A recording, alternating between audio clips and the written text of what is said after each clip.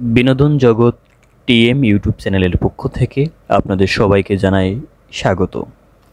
আজকে আমরা ঘুরে দেখব বাংলাদেশের অন্যতম ঐতিহাসিক স্থান, যেখানে জড়িয়ে আছে অনেক গৌরবোজ্জ্বল ইতিহাস, সেই গোলাপী প্রাসাদ খ্যাত আহসান মঞ্জিল। এটি বুড়িগঙ্গা নদীর তীরে ইসলামপুরে অবস্থিত। শুরুতে আমরা মূল গেটের বাম পাশে টিকিট কাউন্টার থেকে টিকিট সংগ্রহ করে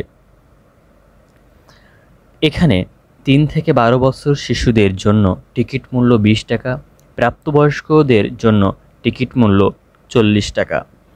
প্রতি সপ্তাহের শনিবার থেকে বুধবার পর্যন্ত সকাল 10:30 থেকে বিকাল 5:30 পর্যন্ত খোলা থাকে। এখানে বৃহস্পতিবার সাপ্তাহিক ছুটির দিন, শুক্রবার বিকাল 3টা থেকে সন্ধ্যা 7:30 পর্যন্ত খোলা থাকে।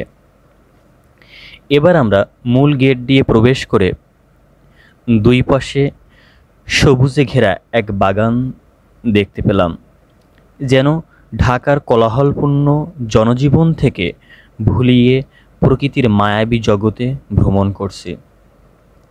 এরপর একটু সামনে গেলেই সেই গোলাপী প্রাসাদ খ্যাত আহসান মঞ্জিল, যেখানে বাংলার ইতিহাসে বিখ্যাত ব্যক্তি ও ইস্ট ইন্ডিয়া কোম্পানির নামকরা ব্যক্তিদের পদচারণায় একটা সময় মুখরিত ছিল। চলুন এবার আমরা বাংলার এই নবাবের ইতিহাস সম্পর্কে জেনে নেওয়া যাক।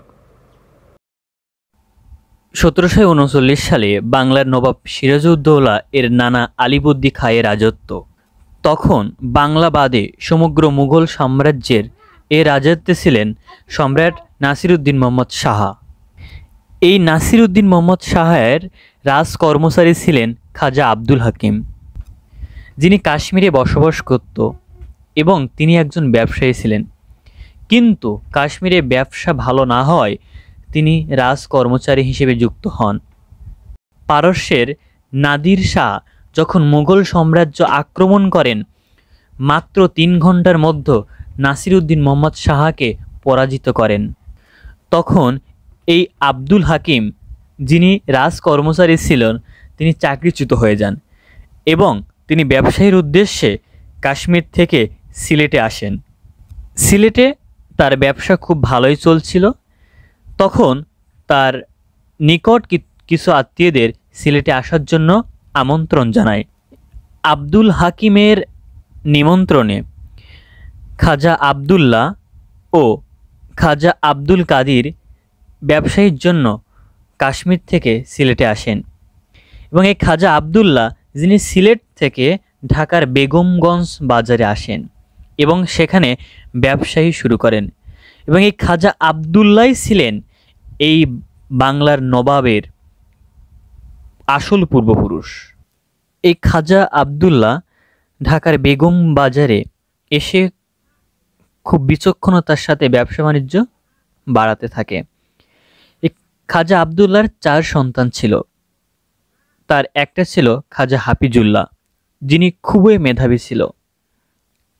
ইস্ট ইন্ডিয়া কোম্পানি যখন চিরস্থায়ী বন্ধ ব্যবস্থা করার পর অনেক জমিদার খাজনা না দিতে পারায় তাদের জমিদারি নিলামে উঠে যায় এবং তখন ধনী ব্যবসায়ীরা একের পর এক জমিদারি কিনতে থাকে এবং এই খাজা হাফিজুল্লাহ তিনি তার জমিদারি বাড়াইতে থাকে একের পর এক।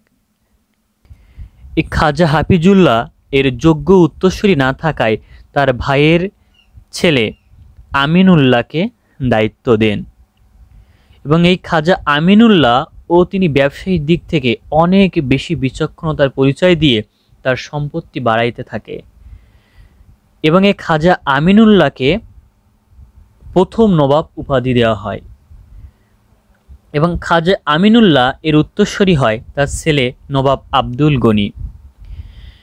এই নবাব আব্দুল গনি, তিনি ইস্ট ইন্ডিয়া কোম্পানির সাথে তার সখ্যতা গড়ে ওঠে।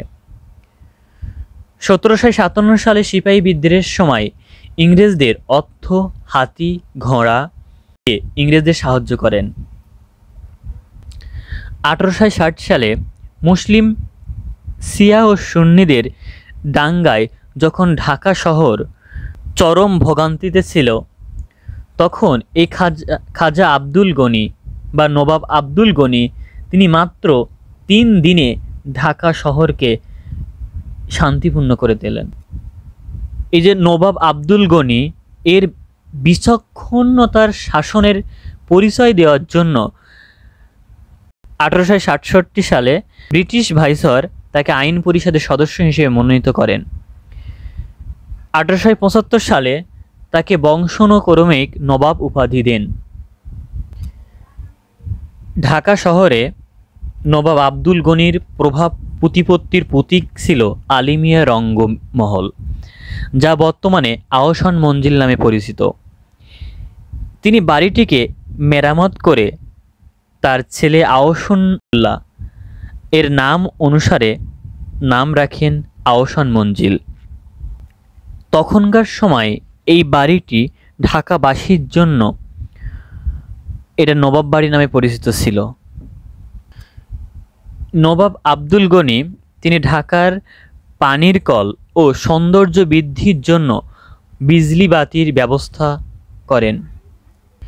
নবাব আব্দুল গনি এরপর রাজত্ব আসেন তার ছেলে নবাব আহসানুল্লাহ। নবাব আহসানুল্লাহ কলকাতার মোহামেডান স্পোর্টিং ক্লাব এর আদলে ঢাকায় মোহামেডান স্পোর্টিং ক্লাব তৈরি করেন। তিনি তার জীবন দশায় অনেক দানশীলতার পরিচয় দেন। তিনি কুমিল্লা শহর প্রতিষ্ঠার অন্যতম ভূমিকা রাখেন এবং ঢাকা মিডফোর্ড হাসপাতাল, যেটা বর্তমানে সলিমুল্লাহ মেডিকেল কলেজ নামে পরিচিত, এটা তিনি প্রতিষ্ঠা করেন এবং আহসানুল্লাহ ইঞ্জিনিয়ারিং স্কুল, যেটা বর্তমানে বুয়েট নামে পরিচিত, সেটা নবাব আহসানুল্লাহ এর সময় প্রতিষ্ঠিত হয়। নবাব আহসানুল্লাহ এর পরের নবাব হন তার পুত্র সলিমুল্লাহ, যার আমলে নবাবদের সম্পত্তি অতটা না বাড়লেও তিনি রাজনৈতিক এবং সামাজিক দিক থেকে অনেক ভূমিকা পালন করেন। তিনি নিখিল ভারত প্রতিষ্ঠার অন্যতম সদস্য ছিলেন এবং ঢাকা বিশ্ববিদ্যালয় প্রতিষ্ঠার জন্য তিনি জমি দান করেন। 1905 সালে মুসলিম লীগ প্রতিষ্ঠা হয় তার হাত ধরেই। নবাব সলিমুল্লাহ এরপর নবাব হন তার ছেলে নবাব হাফিজুল্লাহ এবং তিনি ছিলেন বাংলার শেষ নবাব। এবং তারপর এই নবাব বংশ থেকে পাকিস্তানের দ্বিতীয় প্রধানমন্ত্রী খাজা নাজিমউদ্দিন এই নবাব বংশের ছেলে ছিল।